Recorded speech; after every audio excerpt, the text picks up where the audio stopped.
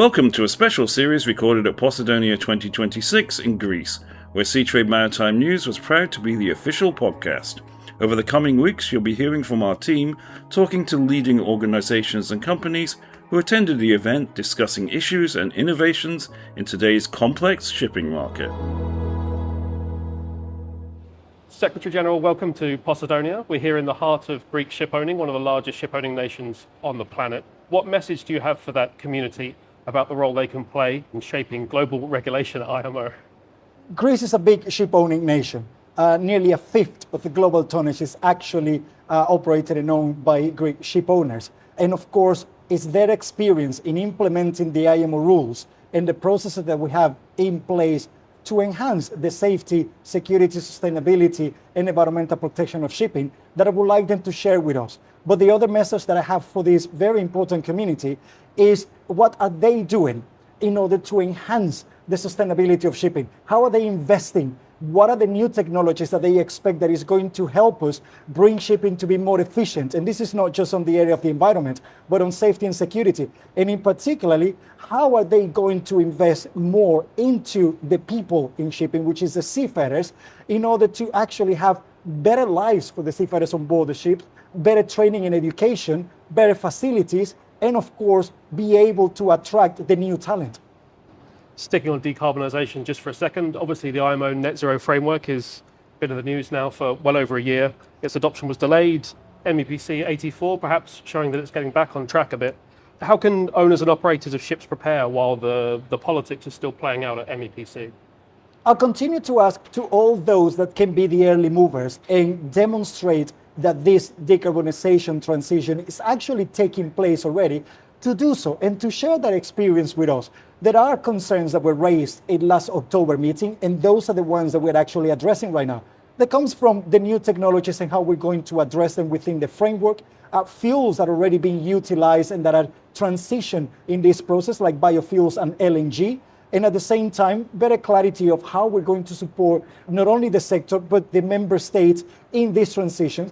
But at the same time, we need those ship owners to take the first step, to start using those fuels that are already available. They may not be scalable right now, and we are already moving forward with the safety aspects of these alternative fuels. But the reality is that we also need that proactivity, and that's something that I'm looking forward to hear more about in Posidonia. And I'm sure you will. Another thing we've heard plenty about recently is the Hormuz situation. I think that's shown how a geopolitical crisis can quickly become a seafarer safety crisis. What more do you think IMO and other stakeholders can do to protect crews and uphold freedom of navigation? When it comes to the Middle East, of course, my biggest concern is the 20,000 innocent seafarers that remain trapped there.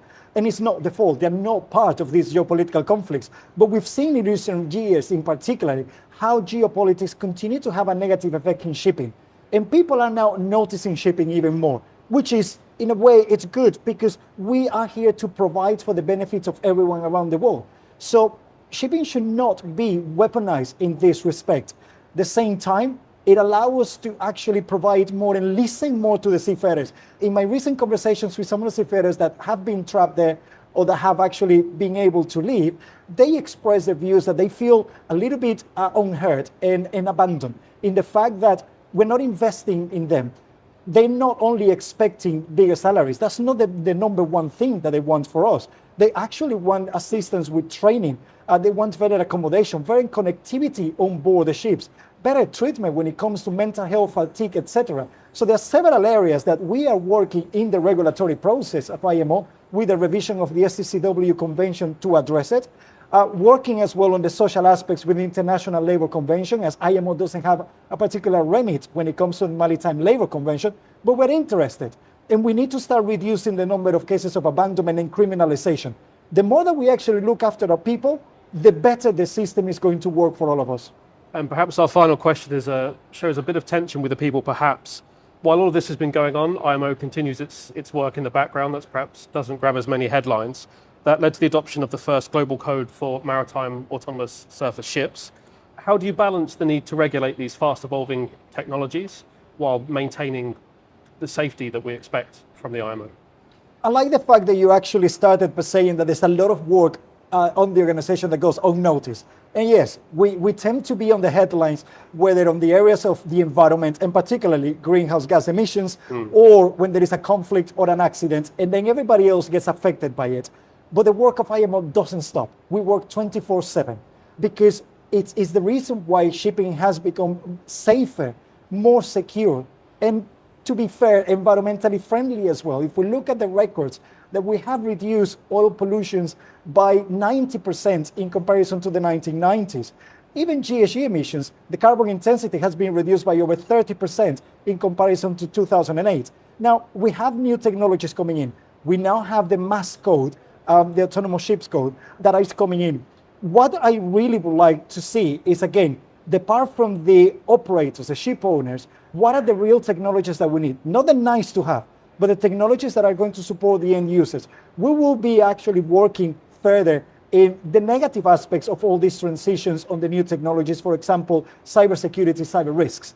And we already have a framework in place. But it's also some of the lessons learned from different negotiations in recent years at IMO. We have to actually look beyond shipping. And when it comes to security, we actually have to move into other entities in the countries, including defense, so they understand better what we do. They can actually share their experience for us, and that would allow us to actually equip the industry better. But don't just wait for the regulations. This is the same thing as when we actually buy new equipment for home or for the office. That comes with a risk, but we do look into how to protect those risks. The same thing needs to happen in shipping. Perfect. I know you've got a very busy week here at Posidonia, so thanks very much for your time. Thank you. That's all we have time for today on the Seatrade Maritime News Podcast. Thank you for listening, and we look forward to joining you on the next episode.